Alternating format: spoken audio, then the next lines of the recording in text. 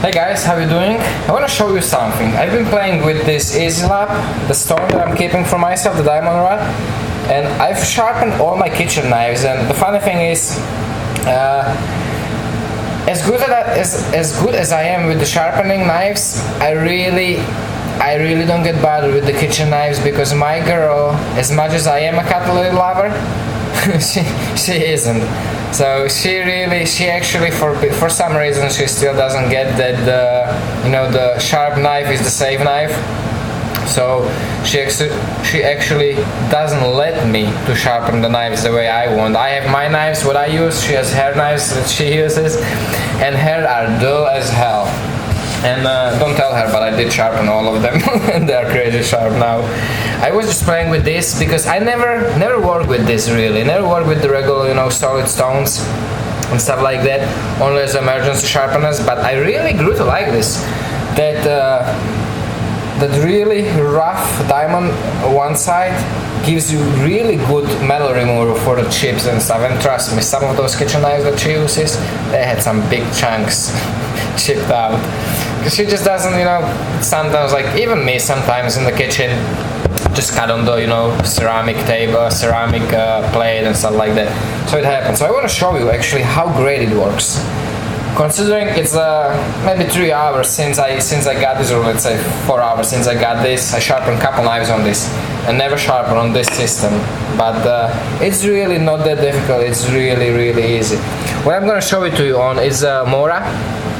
I convexed this Mora actually in past, but I only convex the relief edge. The actual cutting edge is still that factory V grind from the Scandi, what used to be Scandi. Now it's kind of like a convex, and the bottom is still very sharp V edge, as you can see. What I'm gonna do is I'm gonna do it, and I'm gonna show you how easy it really is.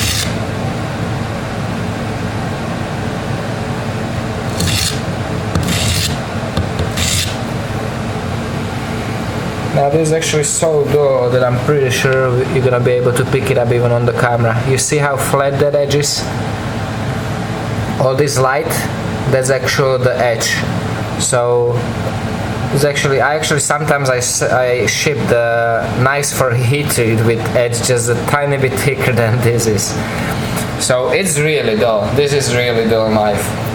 I want to show you how nice this thing works.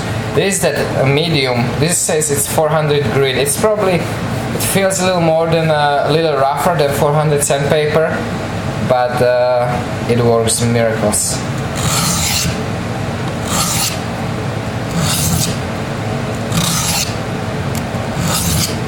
Just finding that angle. I can see it on the scratches on the blade. See, you wanna just be coming up the bevel.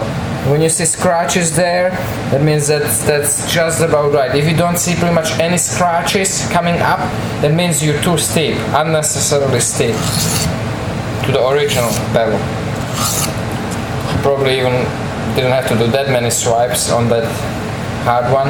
Now the fine one, super fine, is actually 1200 grit. Considering I'm using 1000 grit sandpaper myself on my regular sharpening, when I do my custom knives, hand sharpening on the sandpapers and mouse pad, that means this is great. And this does put a really nice edge on this, on the knife.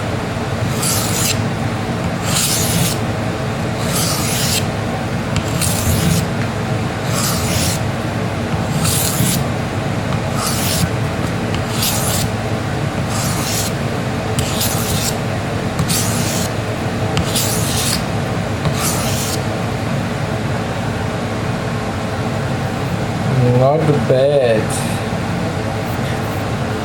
Now we still have tiny little burr on it, but that's why I have strap here, because that strap will remove it. I can probably already cut printing paper with this, no problem. Look, unsupported paper. It's not the cleanest cut, but it cuts. There's a little nick probably. But let me show you this. Just a strap. 1, 2, 3, 4, 5, 6, 7, 8, 9, 10. 5 and 5 on each side.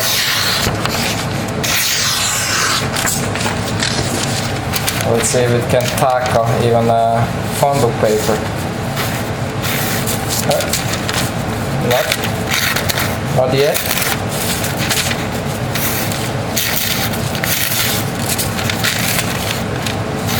Just not really great, but this is right now, it's nice and toothy, but very, very sharp edge. Look how easy I can push cut. Printing paper. And this is great actually for kitchen, because certain times I do like toothy edges, especially on the outdoor knives. If you would actually compare my Spartan knives, the outdoor big knives, you would see a difference between my regular pocket size neck knives edges and the outdoor edges, because I keep the outdoor edges toothy. They are really fine, but they are toothy, and it cuts a little better for into the tough materials. Just won't push cut as well, but the tiniest motion backward and forward will cut incredibly well. And if you look at it, it's perfect edge, but under microscope you would see that little toothiness to it, which cuts great, and I like it. I kind of like this. I'm gonna keep this in the kitchen, because this really takes, on those kitchen knives, couple swipes like this, I don't have to set up no sandpapers, no nothing. It's one stone, one strap, run it 1, 2, 3, 4, just like that. 1, 2, 3, 4, and most of the kitchen knives will be actually backup sharp without any problems. And I like it. There's plenty of these stones. Spyderco has ones. I don't know about how much this one is. I really have no idea about prices of their products, but I like this. It's nice and sturdy with that backing on the bottom, and it works fine. Really happy with it. I told you guys I like ceramic. Diamond. I like diamond plates and stones and rods for sharpening, and this works well. I'm glad that. It's kind of very similar system, once you get that motion, no matter on which system, once you get that freehanding motion, it's gonna work on anything, on sandpapers, on stones, on diamond files, the diamond plates, ceramic plates, anything. It's the principle of the sharpening is still the same. You need to sharpen until your edge meets in the nice and clean apex, and that's all it is. And you want to always try to keep it even.